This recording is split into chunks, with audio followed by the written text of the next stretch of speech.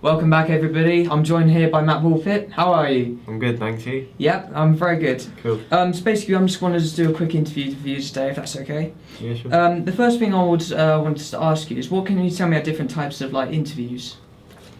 There's TV, news and documentaries, which are usually on events and experts commenting on stories. The next is journalism and print and magazines. Print journalism conduct interviews to get information on the info they need of the story, whereas magazines such as Hello take a much more chatty and informal approach to their interview. They're usually celebrity guests trying to promote their new project on themselves. This is also very similar with chat shows. An example of this is Jonathan Ross, which takes a very similar approach. However, on the opposite end of the spectrum with the very serious questions are people like Piers Morgan, an interviewer infamous for his ability to keep asking pressing questions.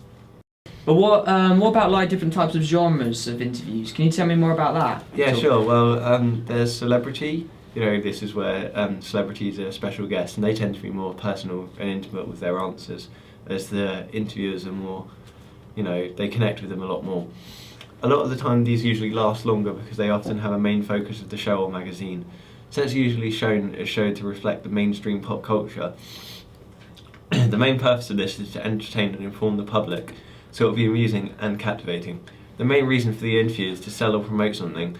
So we usually use multi-camera techniques to zoom in on the product or whatever is on there at the time. Possibly name some interview techniques that you know of. Sure. Well, there are open and closed questions. Open usually is to do with letting the interviewee answer in a much more broader sense and go into a lot of detail, whereas closed questions are a simple yes or no answer, so people tend not to do those as much as they can. There's also single and multiple questions, which are to do with just a single question, or multiple, which includes different things that they have to specify in their answer. And also there's the final question type that I know, which is about being direct or suggestive. These two are to do with, obviously, being straight to the point in the question or referencing something in a certain way. I also know about different interview stylings. The main ones are hard news, which are segments on TV news shows, and then there's light entertainment, like ones I've talked about with Jonathan Ross. A good example of this is Ellen DeGeneres from The Ellen Show, who's often referenced for her light-hearted and comical interviews. Now I'm going to talk about structuring. This is how the interviews are made and the order of it is shown. First there's the introduction, so obviously people will come on or they'll be introduced in the piece of text and talk a bit about themselves. Then there'll be kind of short questions, how are you doing, things like that, and then they'll get into the more pressing questions. Piers Morgan usually doesn't take this approach and go straight in, so there's a lot of different variations with this. However, usually it's first introduction, then build up questions to build up their confidence and things like that. Then it gets to the main focus of the questions. Then they slowly build up on what their topic is. Then obviously they talk about all of it at the end of it to summarise. Okay, nice. Can you tell me more about journalistic content and those sort of things? Yeah, sure. Well, there's print content, which is obviously newspapers and magazines. They expose the content through articles or things like that. They also have dedicated feature writers who report on these things. They'll usually have an interview and someone writing down all the things that they say, as well as the footage that has been recorded. There's also television. This is obviously through exposition of shows, although there are multiple ways that they do this. They can either have live interviews or just runs that are recorded, really. There's also radio. These are obviously interviewers on the radio shows that are available. There's also nowadays, through the new development of live streaming, you can actually watch the radio shows and the people being interviewed, which leads me on nicely to my next topic, which is online.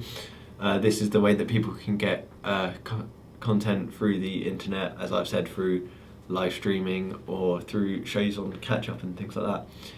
There's obviously the news. This is one of the greatest ways that content is exposed to the viewer. This can either be through TV news shows or dedicated channels to news 24 hours, or obviously newspapers, and although they are extremely opposite ways of showing people the journalistic content, they all do the same thing of exposing the content to the viewer. There's also sports. This is again through a multitude of ways. There's obviously dedicated sports channels. there are segments on the news, segments in newspapers, dedicated magazines, small segments on radio shows to keep people up to date with what is there and the outcomes of the matches and all things related, really. And although print has featured writers, there is editors throughout all of the different topics that I've spoken about, whether they're video editors for TV, script editors for the radio, or editorials for print as well. They all span across different content, but they all have the same job in editing things in their certain sector. Okay, now can you tell me more about like the purpose of interviews, like overall together, possibly? Yeah, sure. Well, I mean, first off, there is interview reporting, so obviously reporters specialising in a specific subject, they're usually actually on location of where the live footage is being filmed. An example of this would be someone like David Attenborough, he obviously is well educated in nature, and he would be a perfect choice for a presenter on a show or the report on something to do with nature.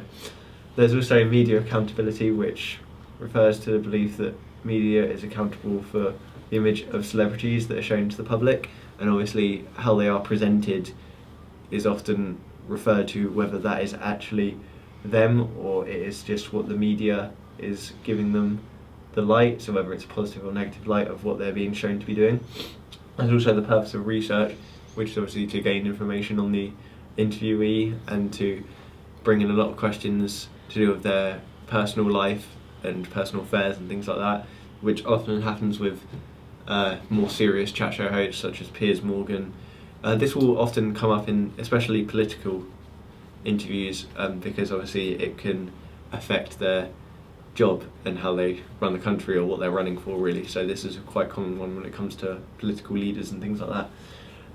The purpose of being informative, of course, is to expose the viewers or readers to the content that there is about the interviewee and to entice the audience into wanting to know more. When you start to give the audience information, they become interested and it helps them to understand what they're discussing in the interview. This can be done with videos, pictures, statements, or general common knowledge on the topic that people are being interviewed about.